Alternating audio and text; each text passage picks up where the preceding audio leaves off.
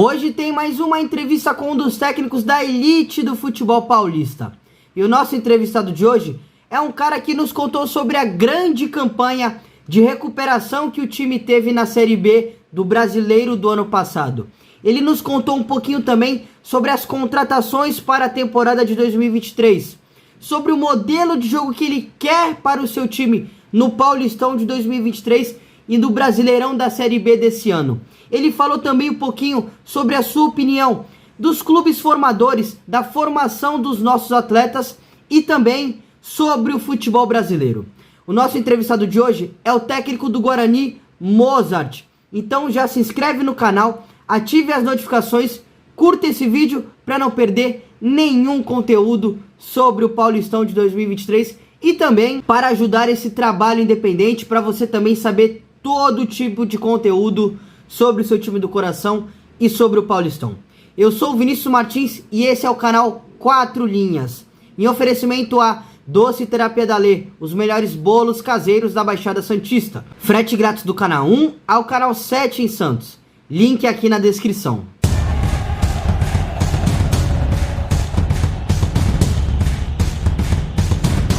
Beleza, Mozart, queria começar te parabenizando pela grande campanha que fez na Série B, né? Pegou Obrigado. O time na zona de rebaixamento, na penúltima colocação, e conseguiu levar o Guarani até a 10ª colocação do campeonato. Não é o local, não é o lugar que o Guarani merece, mas você conseguiu, né, esse feito, conseguiu tirar o Guarani da zona de rebaixamento. Eu queria saber o que você fez de diferente. Qual foi a mudança para o Guarani conseguir os resultados?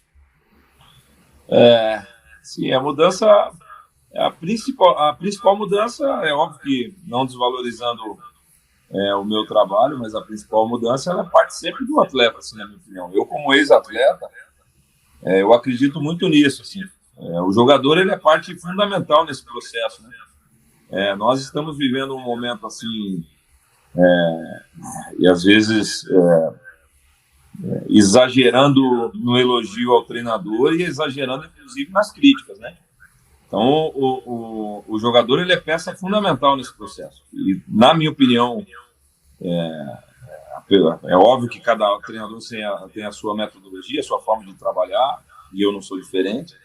Aí nós fomos muito assertivos na abertura da janela, né? As contratações foram bem assertivas, mas com certeza a mudança de postura dos atletas, principalmente no dia a dia, e aí eu posso falar comigo, desde quando eu cheguei até a última rodada contra o Chapecoense, e aí eu pude vivenciar essa transformação, ela foi fundamental para nós termos sucesso.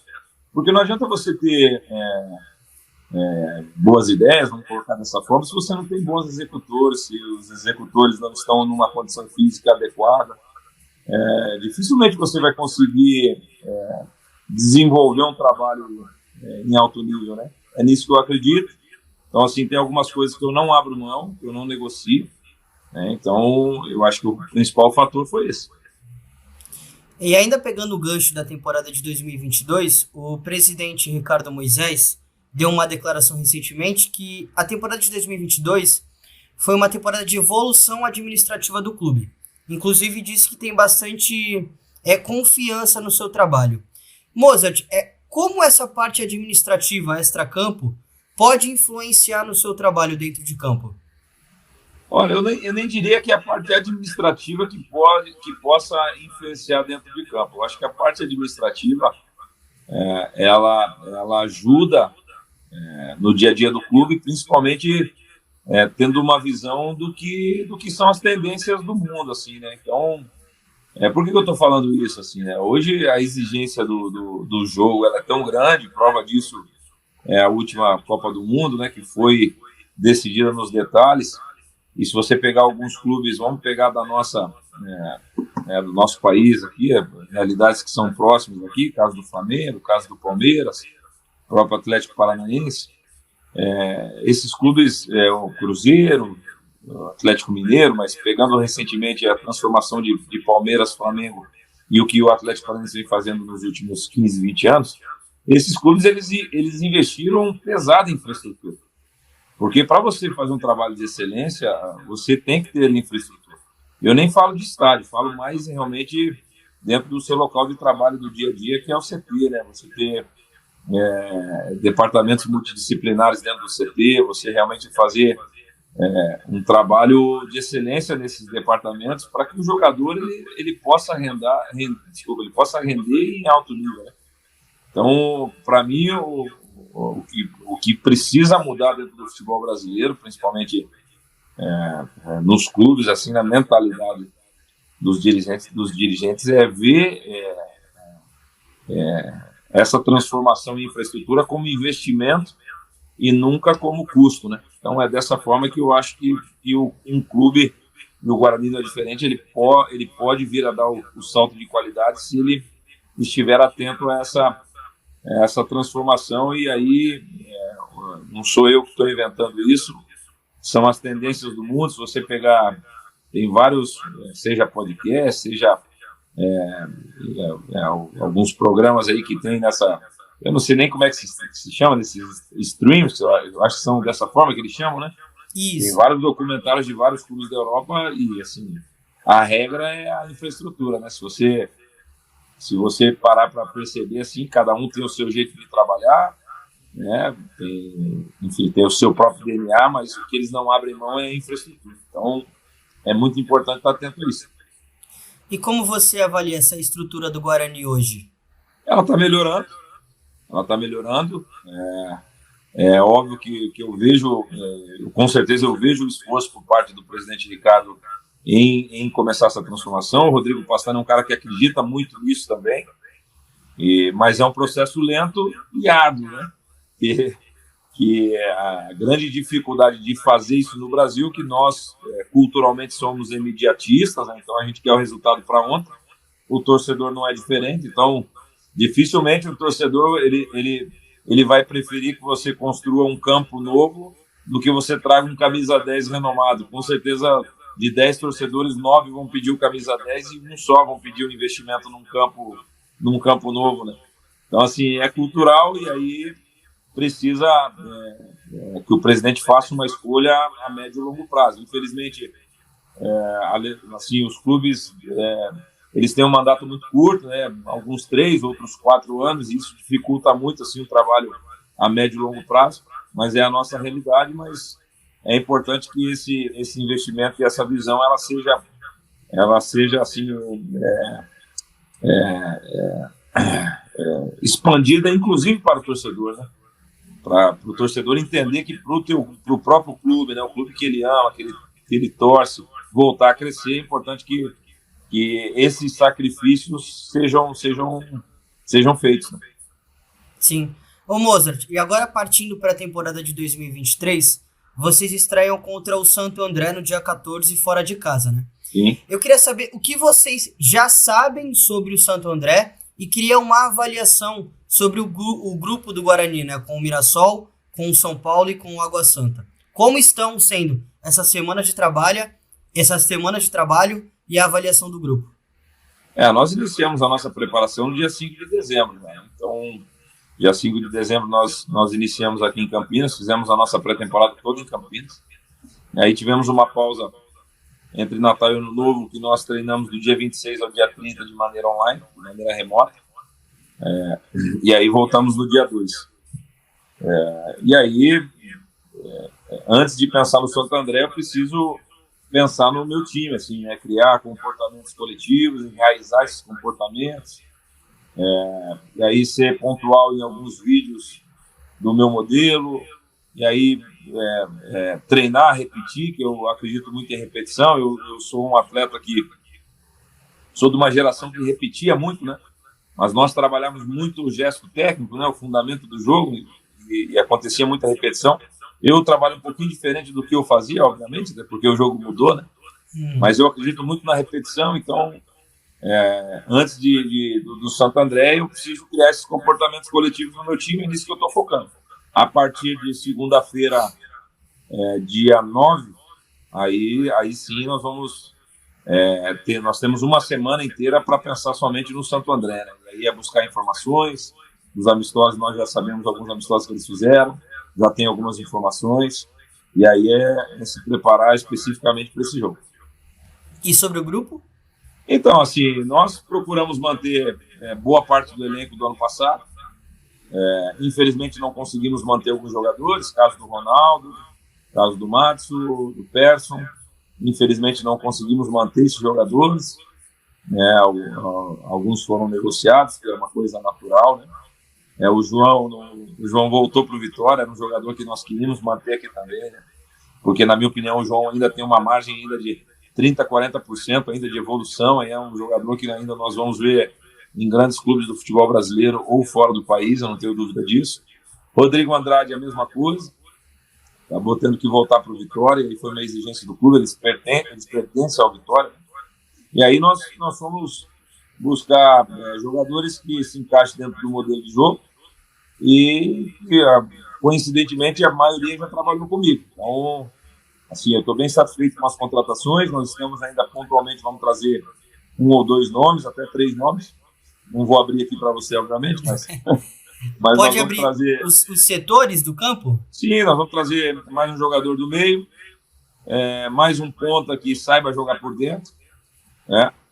E a princípio são esses jogadores dessas posições que nós vamos trazer. Mas eu estou bem satisfeito e esperançoso que 2023 vai ser um ano, se Deus quiser, muito, muito positivo para nós. Tenho certeza que nós vamos competir bem em todos os campeonatos que nós disputamos.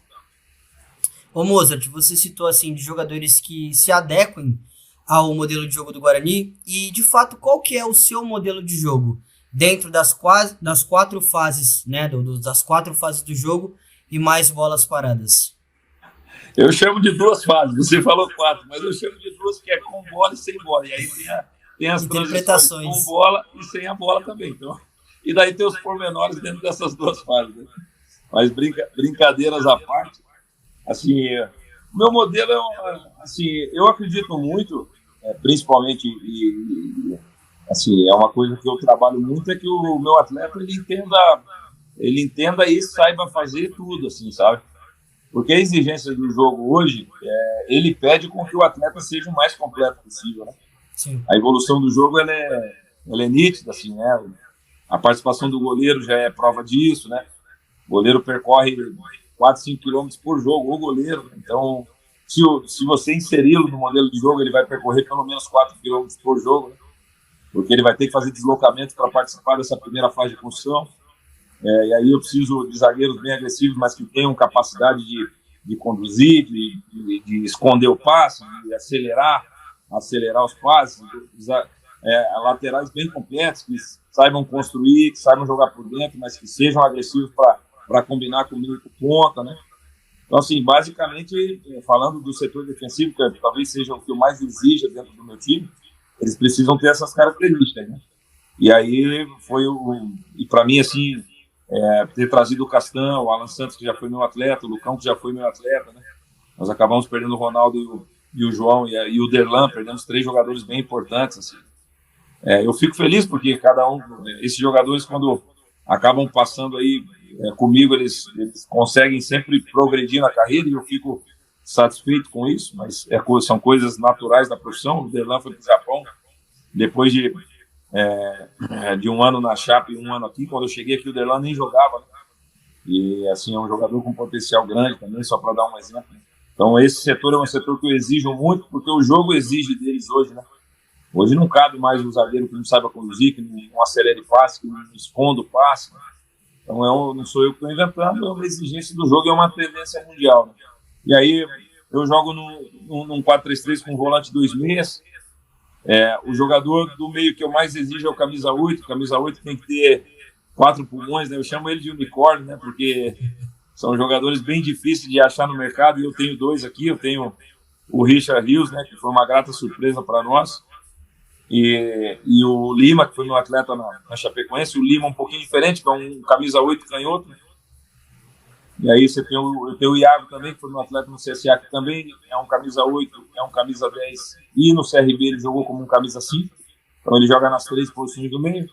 O Richard joga de 8, de 10, menos de 5. E o Lima joga nas três posições do meio também, né?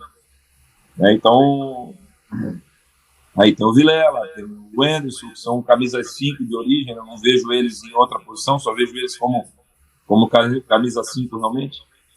Bruninho, que é um ponta que também sabe jogar por dentro. Bruno Michel, que assim, chamo ele de página em branco ainda, né? Que é um jogador que tem uma margem de crescimento importante. E tem o drible, que é uma coisa bem difícil no futebol hoje, né? São poucos jogadores que driblam, né? E o jogo está tão igual hoje que o drible é fundamental, assim, para realmente você gerar superioridade, dificuldade para o adversário te marcar.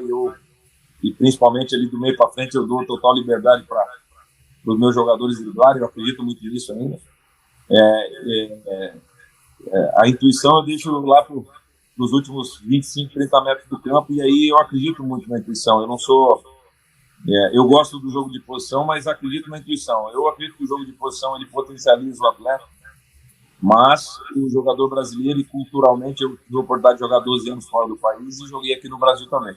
Se nós tirarmos essa característica do nosso jogador, você amarra muito ele. Então eu tento encontrar esse equilíbrio, que não é uma coisa tão simples assim, mas eu estou tentando melhorar nesse sentido todos os dias, assim, para não tirar a inventividade do atleta, né, a criatividade dele, que nossos jogadores brasileiros, eles precisam dessa liberdade, né? Aí você tem o Bruno José, que tem uma característica diferente do Bruno Michel, que é um ponto importante, assim, para criar equilíbrio no time, que é um cara que cumpre muito bem as funções. O Nicolas Careca é um ponta barra centroavante, o Derek é um ponta barra centroavante, e o Gênesis é um centroavante de origem. Então esse é o nosso elenco, e aí estamos esperando esses 2, 3 jogadores para completar o nosso elenco para o Paulista. O Maurício e o Tony são os goleiros, né? Eu estou bem satisfeito assim nessa posição, vai ser uma briga boa, já falei para eles no primeiro dia. A briga está aberta, e vocês que se matem aí para ver quem vai iniciar o ano, né? Então é isso, assim, eu estou bem esperançoso, porque o nosso time é um time bem completo, e é bem equilibrado, tem tudo, assim, tem todas as características, e agora, se Deus quiser, Deus vai nos abençoar aí para colocar tudo isso aí em prática. Mozart, você citou algumas coisas que você viu de mudança do futebol desde quando era jogador para agora como treinador. Você citou a capacidade do goleiro de participar nessa construção, dos zagueiros de terem uma responsabilidade maior de construir, de fazer essa bola chegar ao meio campo, ao ataque. Mas qual a principal diferença que você vê da época quando era jogador para agora como um treinador? Assim, o fato de marcar por zona já é uma transformação grande. A minha geração marcava em caixa, então eu corria atrás dos meias igual um louco, né? Assim, as distâncias que se joga futebol hoje. Se jogava em 80 metros ou se joga em 30. Então, e a dinâmica, né? Acaba que jogando em 30 metros, a dinâmica do jogo ela é bem maior, né? Então, o índice de... Hoje, assim, a gente costuma... nós temos um hábito de querer comparar gerações, né? Não tem como comparar gerações. A dinâmica era diferente. Mas, ao mesmo assim, e daí, fulano jogava antigamente, fulano não jogava hoje, eu discordo. Os jogadores antigamente jogariam hoje, eles se adaptariam, né? Então, é óbvio que eles jogariam. E tem vários jogadores de hoje que jogariam antigamente também, que hoje erra-se mais pela dinâmica. Tem menos espaço, mais rápido, mais força. Então, o índice de erro aumentou principalmente por esse motivo. Não é que o jogador ele piorou hoje, eu discordo. Eu acho que a dinâmica mudou e faz com que o índice de erro aumente, né? Por essas dificuldades. Mas vários de hoje jogariam antigamente, e muitos de antigamente jogariam hoje, sem sombra de dúvida. É a questão de adaptação. Então, assim, para mim, o que mais mudou é a forma de marcar, que a grande maioria dos times marcam por zona, a grande maioria é marcado em caixa. É só assistir jogo aí, de vez em quando passa os jogos de 1990, né, que eu joguei, inclusive, no início de 2000, grande maioria em caixa. E as distâncias que se jogava em 80 metros, hoje se joga em 30, 25. Marrocos jogou em 25 metros, 20 metros em alguns momentos, né? E chegou na semifinal da Copa do Mundo. A seleção africana, talvez a seleção africana mais europeia de todos os tempos, foi Marrocos, né? E chegou na semifinal jogando em 20 metros de campo. E não existe certo e errado, né? Foi a forma que ele acredita, ele se sente bem, os jogadores compraram a ideia, e você vai falar que Marrocos estava errado, né? Chegando numa semifinal de Copa do Mundo. Então, é isso, assim, na minha opinião, o jogo ele é tão difícil hoje, tão complexo, que a equipe que souber fazer tudo e tentar fazer bem tudo, todas as coisas, essas 2 ou 4 fases do jogo que você falou, essa equipe sai na frente, ela é mais completa. Né? E aí tem um acaso, né, que a gente não controla. O futebol ele é cheio de acasos, né, de situações que fogem do controle de todo mundo. Uma bola que bate na trave entra, um erro, uma expulsão, e aí você vai jogar com um jogador a menos. Tem várias situações que fogem do nosso controle, mas o que é controlado, aí cabe ao treinador tentar criar esses comportamentos coletivos para potencializar a capacidade técnica do jogador e não o contrário. Mozart, a partir da sua resposta, eu queria fazer 2 perguntas em uma. Você citou a dificuldade que é jogar futebol hoje, e eu queria te perguntar se hoje é mais difícil de jogar em relação à época que você era jogador, ou ao contrário. E a outra, o time do Mozart, ele marca por encaixes ou marca por zona? Não, eu marco por zona e em algum momento eu encaixo. Por exemplo, em algum momento do jogo eu encaixo, né? Por exemplo, dá um exemplo simples, né? Na primeira fase de pressão, a primeira fase de construção do adversário, a saída de bola do adversário, e a minha primeira fase de pressão eu encaixo. Em alguns momentos, tá? E dependendo do adversário, né? E aí eu vou pro encaixe. Se escapar, aí eu volto pra zona, né? Então esse é um detalhe, né? E qual foi a primeira pergunta que você falou? Se hoje é mais difícil de jogar futebol. Vai gerar polêmica. Puxa vida. Acho que volta naquilo que eu falei antes, o futebol se globalizou, né? Então, é nem pensar uma seleção africana chegar numa semifinal, né? Como aconteceu esse ano, né? Nós precisamos, na minha opinião, como brasileiros, o brasileiro continua sendo o jogador mais talentoso para mim, sabe? Ele continua ainda sendo o jogador mais talentoso, mas nos falta um pouco de humildade para reconhecer que o futebol mudou, que ele globalizou, que tem várias seleções que também estão praticando um bom futebol. É uma coisa que nós precisamos resgatar dentro do nosso país, é a alma realmente do nosso atleta. E isso é uma coisa, não estou generalizando, mas é importante trabalhar isso, principalmente nas categorias menores, esse sentimento pelo clube que os jogadores estão jogando. Você está me ouvindo? Esse sentimento pelo clube, esse sentimento pelo clube que o jogador está sendo formado, sentimento por chegar à seleção brasileira.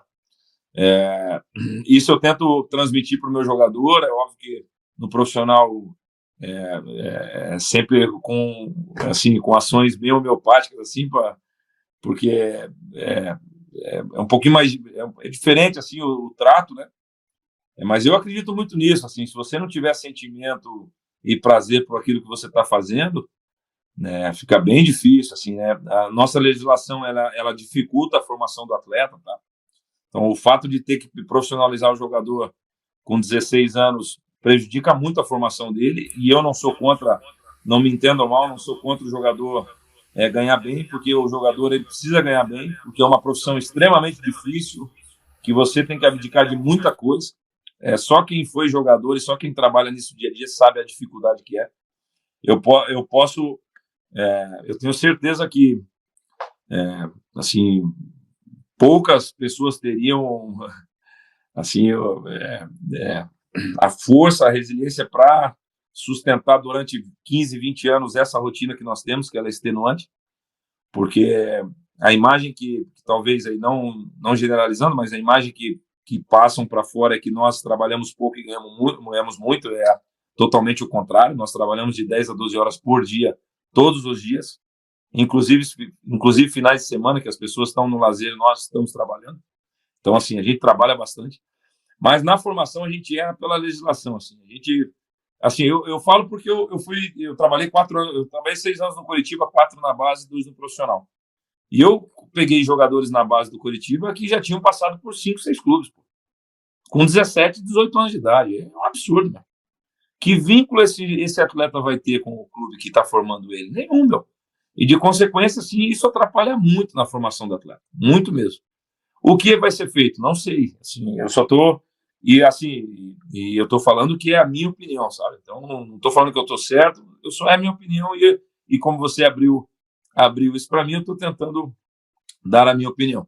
Então, se nós conseguirmos encontrar esse equilíbrio na legislação, com certeza nós voltaríamos a formar melhor, porque nós formamos bem tecnicamente, formamos bem taticamente, os conceitos do jogo são todos trabalhados, mas nós não conseguimos formar com que o cara tenha alma. E aí é muito difícil, meu. É muito difícil, com que o cara tenha sentimento, gratidão pelo clube que ele está sendo formado. E aí o cara não vai ter gratidão por nenhum clube, o cara não vai ter a ambição, o prazer de estar representando o próprio país. Isso é uma coisa que falta para nós. E tem faltado nos últimos anos, não generalizando, mas por boa parte, assim, e vendo de fora, tá? É difícil, né, dar uma opinião mais concreta realmente, porque você não está lá dentro, mas vendo de fora é isso que falta para nós. E é importante que a gente resgate, porque o talento sobra ainda para o jogador brasileiro. Ô Mozart, você acha que a gente desperdiça muito o talento? Assim, você acha que muitos jogadores que têm capacidade de chegar ao profissional acabam não chegando? Com certeza. Esse é um dos motivos. Né? Tem jogador com 16, 17 anos ganhando salários absurdos, que eles não mereceram ganhar esse salário, eles nunca produziram para tanto, mas acontece por conta da nossa legislação que é falha. Os clubes também não têm paciência com vários jogadores que ou a maturação atrasada, ou enfim. Eu tive algumas experiências de nós darmos minutagem para um jogador que veio de fora e nós tínhamos um jogador formado no nosso clube mais talentoso que esse jogador, mas acabou optando por dar minutagem para esse que veio de fora e não teve a mesma paciência com o menino que foi formado no próprio clube. E aí é um erro do próprio clube que não tem um plano de carreira para esse atleta. Enfim, nós erramos pecando e acabamos pecando nessas situações. Mas ainda o jogador brasileiro é extremamente talentoso. Mas afinal, Mozart, hoje é mais difícil de jogar futebol?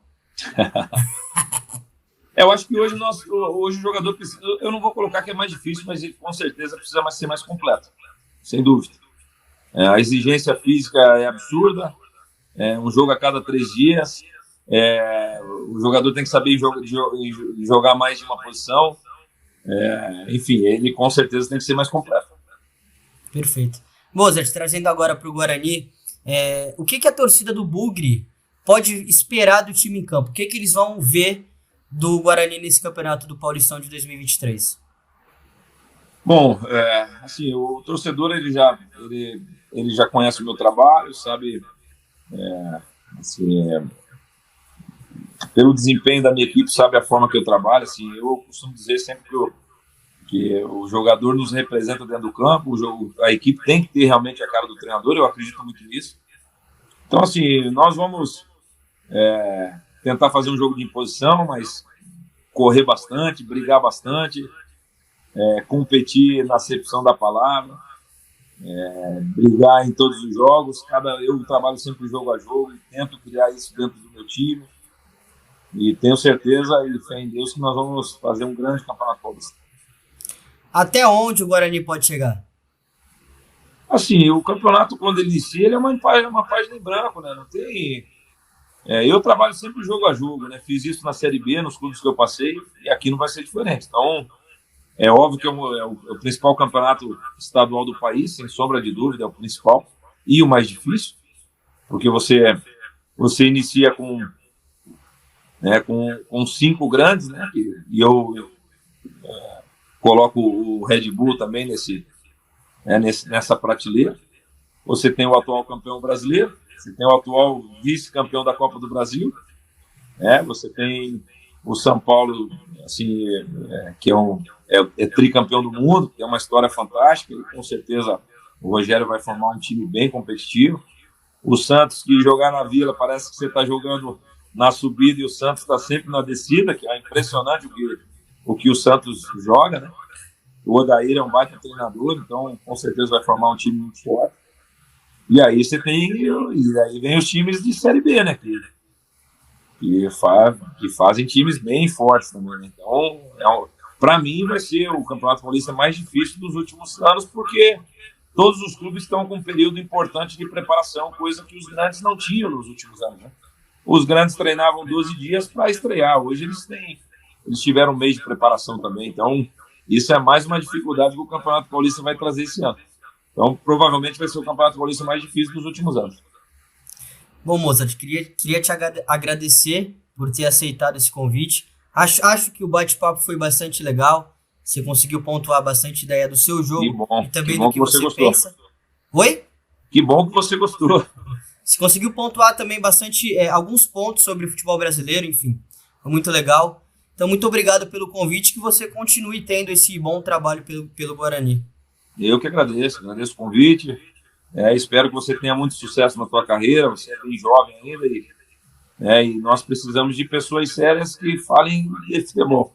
O Brasil tem muitas pessoas sérias falando de futebol e graças a Deus que tem internet para dar espaço para essas pessoas. Né? Então, assim, então, sempre à disposição. Eu agradeço o convite e quem sabe numa próxima oportunidade vamos estar falando do Campeonato Brasileiro depois de uma grande campanha que nós fizemos no Paulista, se Deus quiser. Que bom. Valeu, Mozart. Obrigado. Grande abraço, Roberto. Um abraço. Tchau, tchau.